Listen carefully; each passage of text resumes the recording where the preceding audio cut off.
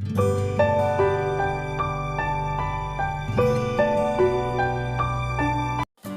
అండి, ఇవాళ పలుచని పప్పుచారుని ఎలా ప్రిపేర్ చేసుకోవాలో చూద్దాం. ఈ విధంగా చేసుకుంటే కనుక పప్పుచారు ఎంతో టేస్టీగా ఉంటుంది. ముందుగా కందిపప్పుని గంట ముందు నానబెట్టుకోవాలి. ఇందులో కొద్దిగా ఆయిల్ వేసుకుంటే కనుక కందిపప్పు త్వరగా కుక్ అవుతుంది. ఇప్పుడు ఇందులో 2 పచ్చిమిరపకాయలు, ఎండుమిరపకాయలు, అలానే టమోటా ముక్కలు, ఆనియన్, కొద్దిగా చింతపండు, 1 స్పూన్ పసుపు, సరిపడినంత ఉప్పు వేసేసుకొని కొద్దిగా వాటర్ వేసుకోవాలి. ఇప్పుడు కుక్కర్ విజిల్ పెట్టేసుకోవాలి. స్టవ్ ఆన్ చేసుకొని 3 to 4 విజిల్స్ వచ్చేంత వరకు ఉంచేయాలి స్టవ్ మీద. ఈ విధంగా 3 నుంచి 4 విజిల్స్ వచ్చిన తర్వాత స్టవ్ ఆఫ్ చేసేసుకొని ప్రెషర్ అంతా పోయిన తర్వాత ఈ ఉడికించుకున్న పప్పుని బాగా మెత్తగా మ్యాష్ చేసేసుకోవాలి. వీలైతే చల్లారిన తర్వాత మిక్సీలో వేసేసుకుంటే ఫైన్గా పేస్ట్ లాగా అయిపోతుంది మనకు. తర్వాత ఇందులో సరిపడినంత వాటర్ వేసేసుకోవాలి.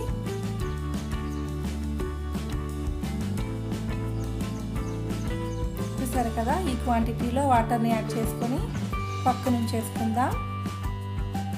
ఇప్పుడు పోపు కోసం కొద్దిగా ఆయిల్ వేస్తున్నాను. ఆయిల్ హీట్ అయిన తర్వాత ఇందులో ఆవాలు, జీలకర్ర, మెంతులు, పచ్చిశనగపప్పు, మినప్పప్పు వేసేసుకోవాలి.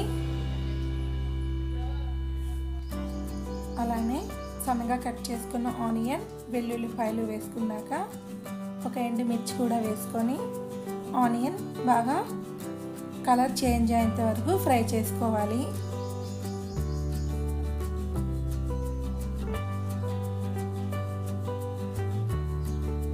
ఈ విధంగా ఆనియన్ని బాగా ఫ్రై చేసేసుకోవాలి.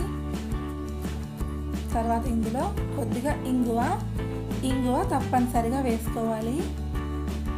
ఇంగువ వేసుకున్నాక కొత్తిమీర, అలానే కరివేపాకు వేసేసుకొని కొద్దిగా ఫ్రై చేసుకున్న తర్వాత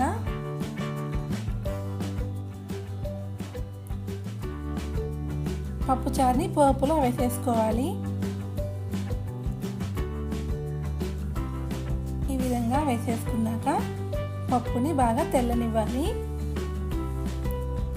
ఒక 5 నిమిషాల పాటు పప్పుని ఈ విధంగా బాగా తెల్లిన తర్వాత ఇంకా స్టవ్ ఆఫ్ చేసేసుకోవడమే. ఈ విధంగా కనుక పప్పుచారుని ప్రిపేర్ చేసుకున్నట్లయితే ఎంతో పలుచుగా అలానే టేస్టీగా మనకు తయారవుతుంది. తప్పకుండా ట్రై చేసి చూడండి. మీకు ఎలా కుదిరిందో కామెంట్ చేసి చెప్పండి. అలానే మీరు కనుక నా ఛానల్ని ఫస్ట్ టైం చూస్తున్నట్లయితే సబ్స్క్రైబ్ చేయడం మాత్రం మర్చిపోకండి. Thank you for watching.